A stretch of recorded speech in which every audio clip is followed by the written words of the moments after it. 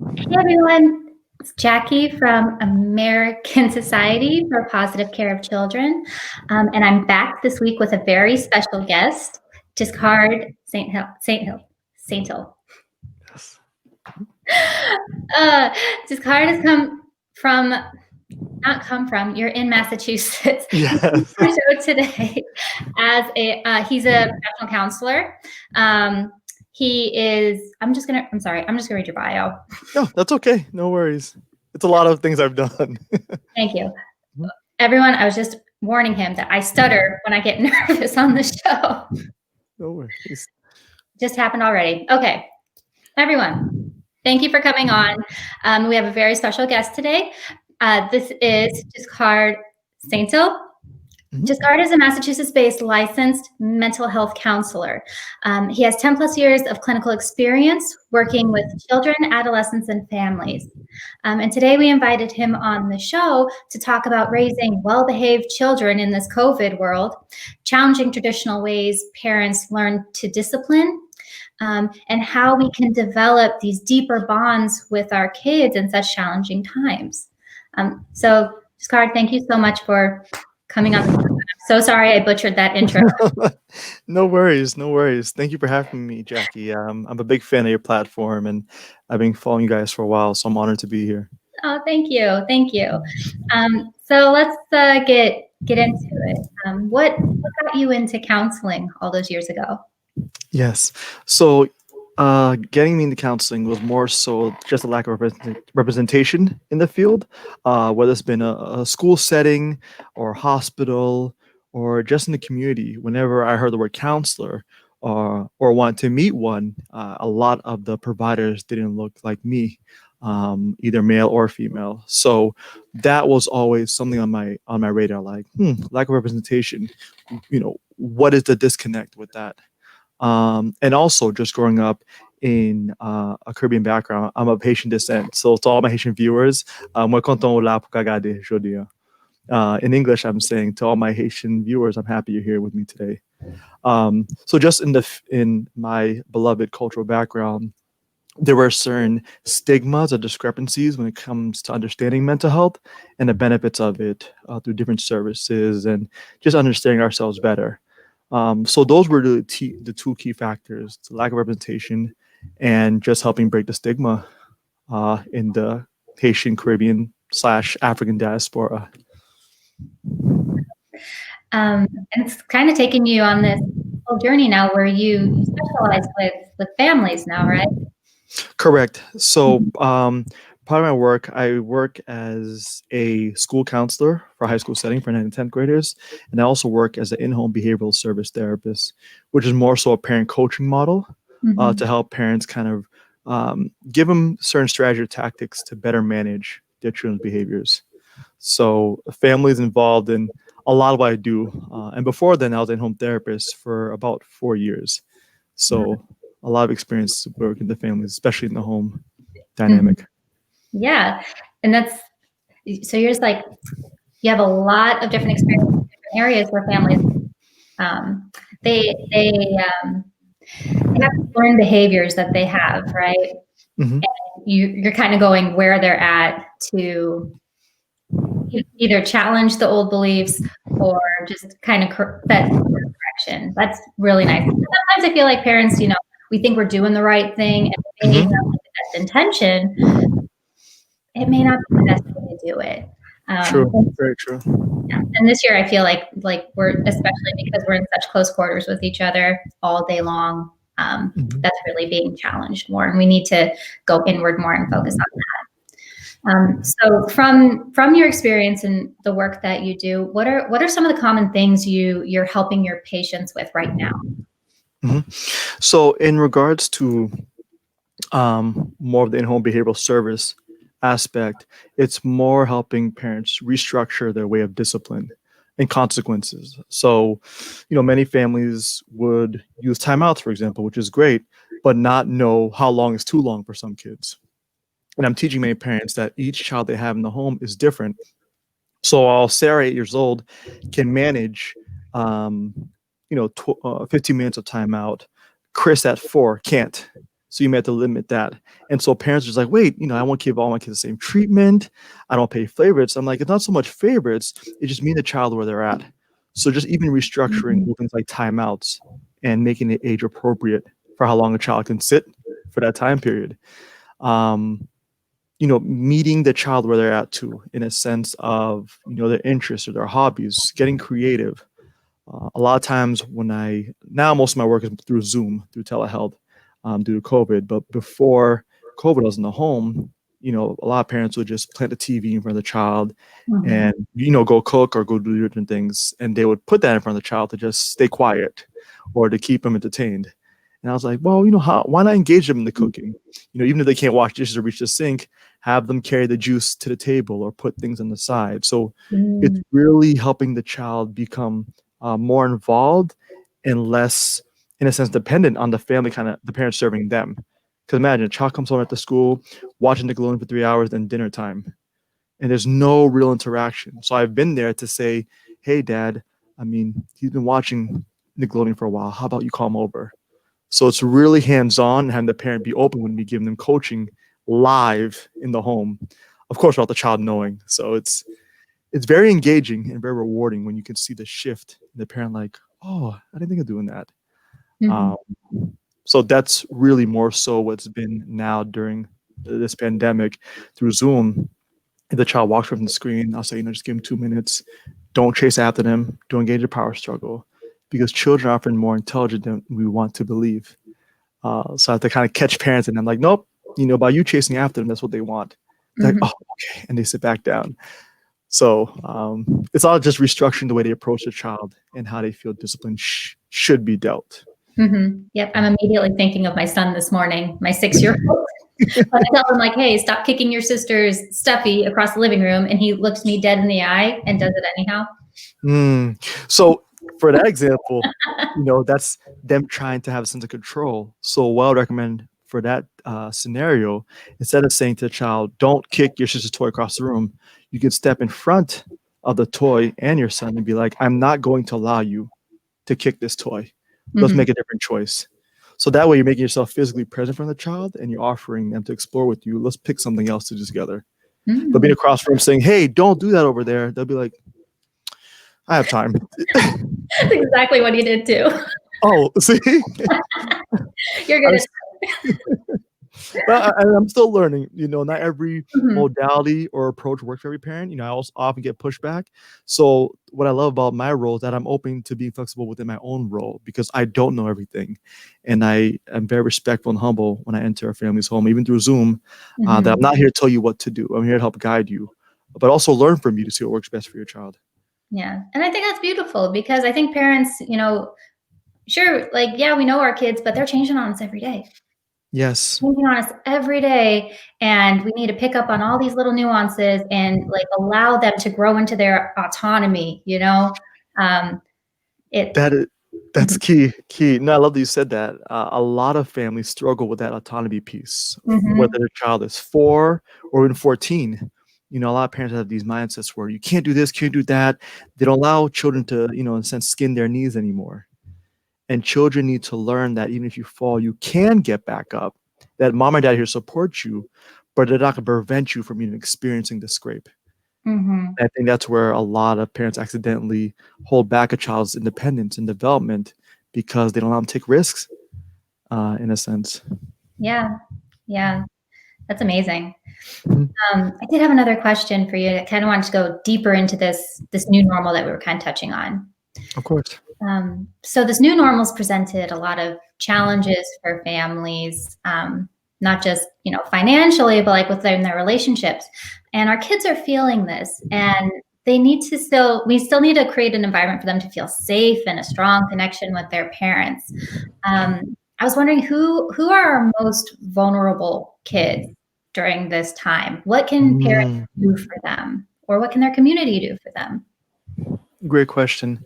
So when it comes to, I feel like all children are vulnerable in different levels, but when it comes to most vulnerable per se, I'd say the children who have, actual diagnoses, who have an IEP in place in schools, which stands for Individual Educationalized Plan. So children who are officially diagnosed with ADHD, autism, oppositional defiance disorder, those are children who truly need more attention given to them, because in school they had so many providers helping them out. They had occupational therapy, they had speech and language. When you're home, it's limited to usually one or two parents. So those are children who come from such a structured school setting to now being home so often. I feel like they're the ones who are most vulnerable, because they don't have that constant access to a different adult as much as they need to. In terms of surviving this new normal, in a sense, for now, I've seen often how powerful having structured days do well for kids. So many children, regardless of diagnosis, tend to do better in school when they have a daily chart where it says, wake up, brush your teeth, put shoes away, homework time, breakfast time. Certain kids, as I'm seeing, are striving better during COVID at home while having a taped up daily chart that the parents worked on with them. And usually little stickers or icons that they like on it. So, for example, if it's brush your teeth in the morning, maybe put SpongeBob next to a toothbrush picture. If it's homework time, maybe put Dora with a laptop. Whatever the child can associate with their favorite cartoon character or show with the task, I've seen work wonders. So definitely having a poster at home with structured daily activities from 8 to 8:30, breakfast, 8:30 to 9, virtual classroom. So I recommend all parents try to have that in place. Becoming more creative, having game nights, say every Friday night is a game night and you actually have a game night. So whether it's Monopoly, Connect 4, having something to look forward to often helps kids stay motivated. And in the bigger picture is that it keeps the family bond stronger. So have a routine game night on Fridays. Being outside, I know is not as feasible to be with other people, but in your own backyard, if you have that space, pitch up a small little tent if you can, and have a tent night in the backyard. There's ways to get creative with your children, even during COVID. And it's not always about breaking the bank or taking big trips. So those are just some that come to mind. Family jogs, jog together, jump rope together. You can go to a park where it's spacious enough so you're not interacting with other people. Because kids need to be active. And because they don't have gym at school, we can't afford to lose their physical prowess in a sense while being from a TV or a tablet all day. And just reminisce, take out an old photo album, watch old videos, make up stories about what you see in the video, like who's who. Can you guess the uncle? Can you guess the aunt? This new norm will be tough for most people to get used to, but it could still bring about an abundance of benefits for children and their families if they're willing to get creative. I like that. And I really like that piece you mentioned a little bit earlier, like letting the child pick like the character or the sticker, or like just letting them be involved in the creation of the activity y'all are going to be doing, because again, it gives them that sense of responsibility, like, oh, this is mine. This is something that I can do. I'm big enough to do this. Yes, and improves their ability to take a type of leadership role, co-lead role. When mom or dad trusts me, when mom or dad follow my lead and actually put up that sticker SpongeBob as I requested, that empowers a child to speak up more in group settings at school. Like, I have an idea for science project, or high school, or so many other relationships will be strengthened because a child was able at home to have a voice. So it's powerful how those little things can lead to drastic differences in how they engage with friendships and even their future relationships with others.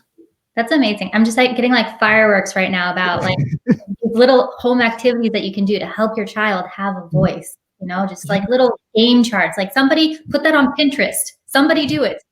It's amazing. Thank you. So I did have another question for you. I'm sorry. I feel like I can talk to you all day, but I have not. It's okay. Hopefully I can answer as the best way I can. You're doing fantastic. I'm loving this conversation. Thank you. Okay, so this year, obviously COVID happens.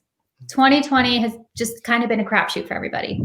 But I wanted to start looking at the pandemic from a public health perspective.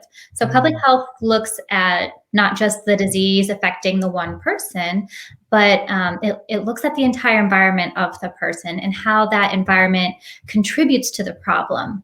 So in this world where we're socially distancing, and like tensions are maybe getting higher at home, and parents are learning how to work from home and manage like schoolwork at the same time, how can we ensure that our loved ones know that, you know, we're here for them? How can we like best support our kids again and just like build up that sense of community for our mental and physical and spiritual health? Yeah. Insightful question. So there's so many realms we could pick and choose from to really help our children and the adults feel supported. For many people, it's whatever their foundation support is. For many people, it's talking to family members who are distant. So it could be increasing your communication with family overseas or across state lines, whether through FaceTime or Zoom, whatever that is. So increasing communication with family members to kind of check in with them is beneficial. For some families, spirituality is big for them. So regardless of religious background, whatever practice you have, whether it's prayer at night, studying the scriptures from a different religious backgrounds, that can help families feel more connected and feel more hopeful because they have a belief in a higher power. Just and also being honest in appropriate boundaries with the children. Explaining to them what COVID is in a way that they can understand. YouTube has an abundance of great resources that explains safe practice for children in a way they can comprehend the message. So having parents watch YouTube video with their child about COVID, saying, "Okay, do you have any questions?" afterwards, that could bring a sense of better understanding and decrease the sense of hopelessness that many of us are facing. And it comes to being home so often, exposure to different things that you would have had time to experience before. I feel like COVID, in a sense, has allowed many children, families to pick up on things that they've always wanted to do. So whether it was a new book, a new cooking recipe, yoga, whatever it is, during this time of being locked in, you can still come out, in a sense, differently. Whenever COVID, whenever this passes or whenever vaccine comes, let's use this time wisely and creatively, because if we don't take up the time to engage in family-based activities, individual-based activities, we'll be so consumed with feeling overwhelmed and watching the news. And I would encourage families and children to not watch too much news. Limit your exposure to that, because oftentimes different channels may have different agendas in a sense and not report as accurate as they should. And just too much of facts is not healthy for us. So limiting exposure to the news, not saying don't watch it, but try to replace that time you watch CNN with more like a movie time with the kids. Or, again, reading a good book together or creating a play. Have your family create a play and every person's given a script. There's so many ways to instill hope in the families and in our children during this pandemic, but we have to be very intentional and aware of how it's affecting us too. So there may be parents reaching out for counseling for themselves also. Holding it all together for sick children could be overwhelming for some parents. So I encourage parents who are struggling right now with working or not working, seek out that help. Family friend, could be a friend from work, or even a counselor. A lot of us are doing now Zoom sessions, so you don't have to leave your home. We can meet you where you're at. That's beautiful. And it is, I'm glad that you were calling that out, because, home is supposed to be the emotional safe haven, not just for kids, but for the parents. And if you don't feel like you are able to fill your cup, if you're not able to decompress, if you're not able to find your own joy again, then yes, reach out for help. It's important. And there's help available. Yes. And I just wanted to also add that, oftentimes people think when you're home, you're safe, and that's not always the truth also. And I wouldn't forgive myself if I didn't also mention this today, that sometimes being home is more dangerous for certain children, or parents because of other factors such as abuse in the home. I came across this recent video for domestic violence where there's a hand signal now. I don't know if you heard about this, where the mother was talking to her therapist and the husband was walking in the background cleaning, and they were talking about baking apple pie. And she said, yeah, I can't wait to see that recipe. My mom used to bake and it's no longer easy for her because she's getting older. This hand signal alone, to my understanding, has become the signal for domestic violence happening in the home. So people often don't realize that many people often worked more hours as adults, or kids stayed longer after school for activities or sports or friends' houses because home wasn't a safe haven we would all like to believe. And the fact that we now have to create a hand signal while talking to a therapist or family friend to signal, hey, I need help without saying it is, of course, a game changer in telehealth. So, a lot of people think you're home, you're with family, kumbaya, but for all, it's not always how it should be. So I encourage those who are listening today and watching today, if you are experiencing domestic violence, whether it's from the father or mother or any gender you identify as, please reach out because you don't have to go through this alone or stay quiet, for the sake of the children. A lot of families or parents stay together or partners because they don't want to upset the children. But safety is the number one priority for all that we do. So whether you're being hurt in the home or you're struggling with hurting other people, you want to work on that anger, you want to work on that aggressiveness, please seek out that assistance for the sake of your family. Thank you for calling that out. That's, again, it's a really important message. And I didn't know anything about the hand signal, but I think that's something that that's worth sharing again. So I have one final question for you. I know we've touched on it, but I just want to drive it home. That's okay. What advice do you have for parents who want to be more aware of their children's mental health? What are some things that we can do differently? Some of the key things to be more aware, asking them more questions about how they see themselves, how they see the world, like really be intentional. It's not simply saying, hey, how's your day today on Zoom? Good. And you walk away. Really, something get down to their eye level. If you're taller than them, get on one knee if you need to, or sit down with them and ask them, what do you see for your future? How do you see the world right now? And based on the answer they give you can often shed light on what they may be struggling with or may not be struggling with. Sometimes parents may think there's something wrong with my child because they don't speak as much. But until you ask those questions, that child may be like, no, I'm just thinking about a project I'm working on and I want to be intentional. So ask questions. Pay close attention, I say to many parents, to the non-verbal body language. It's often more powerful what a child doesn't say than what they actually are saying. How they sit down. Are they comfortable to sit down? How do they sit? Do they maintain eye contact with you? Are they looking at you more often and not the other parent in the eye? Those subtle cues can usually indicate, usually follow-up questions, or maybe having your child go to the doctor or check with the school counselor to see if there's anything deeper.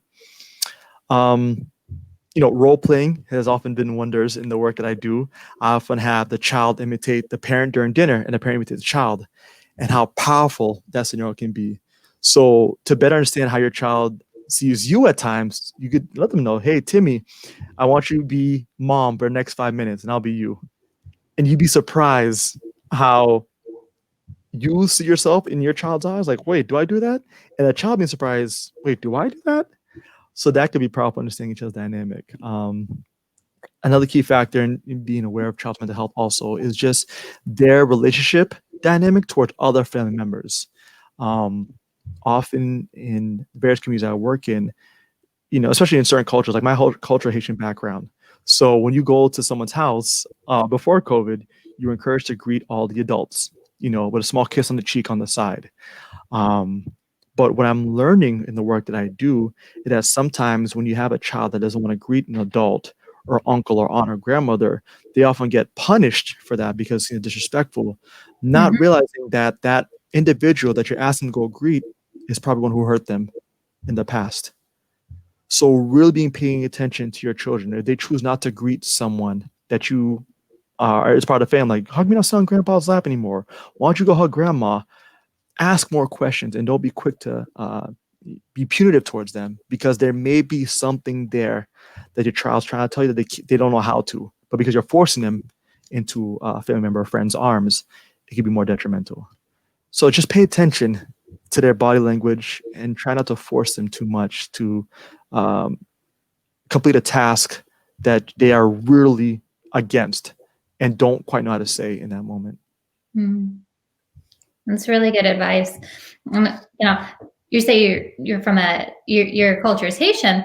Like my family's Italian, and like same thing with the kids. Like you go and hug the grandmas and grandpas and the great aunts, great uncles. But if the kids don't do it, they get in trouble. But that's such an important call out, and it's something to really challenge, like the ways we were raised to discipline kids, to raise a well-behaved child. There are better ways to do it that don't have to be threatening, you know? Yes. And just add on to that, I know and respect your time. Discipline has been a huge topic for, decades. We talked about that. And in many communities, not just my own, spanking has often come up in my sessions. Like, Mr. Saintil, I spanked my child. That's how I grew up. And I turned out just fine. And, I say, okay, that's how you grew up. I respect that. I would dig a little deeper because fine is very subjective. But part of my work is also challenging the norm of spanking for many families, not just Haitian communities, but also in a lot of, I've worked with a few Jewish families and German families, and I realized how prevalent it was in some of their cultures.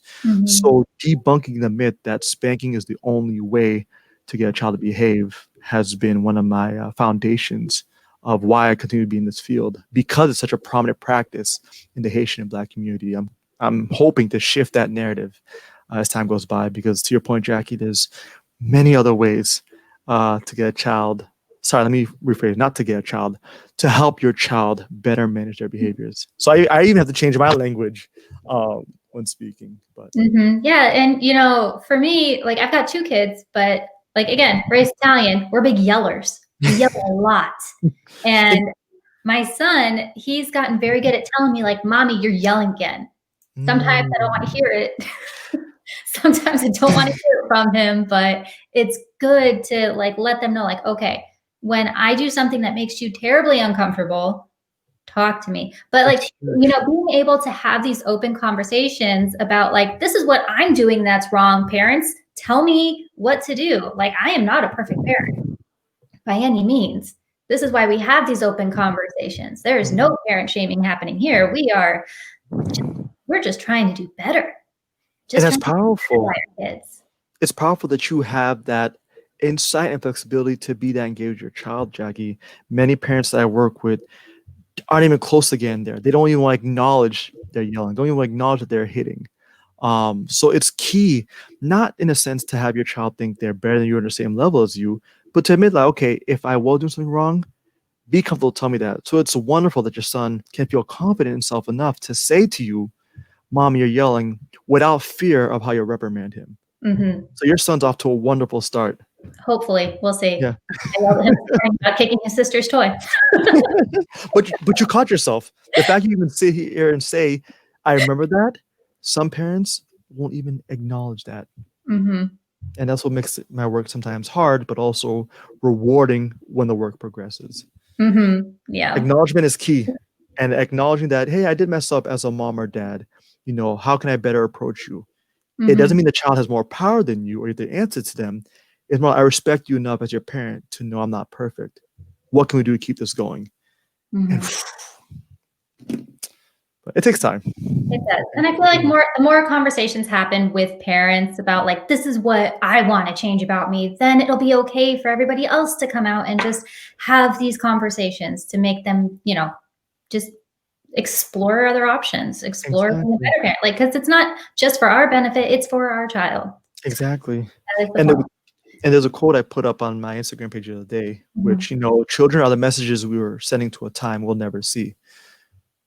What do you want your message to be? So after we as parents pass away, however you treated that child or spoke to that child, you're now drafting to the future. This is what I want to be remembered as through them. So we have to be very careful how we treat speak and even model ourselves in front of our children. Mm-hmm. That's amazing. Well, Ian, I feel like I could talk to you all day, but I know you have to go. I know I have to go too. I have to go to a bus stop. No worries. No, thank you so much for coming on the show today, Giscard. Everybody who's watching, if you'd like to stay connected with Giscard and like follow up on his work, you really should. You can find him on Instagram at Mr. Saintil or LinkedIn at Giscard Saintil, and I'll put the links in the comments right now. And to you, our listeners who feel called to make a difference in the world or right in your own home, we thank you for participating in this very important conversation. We'll see you next time.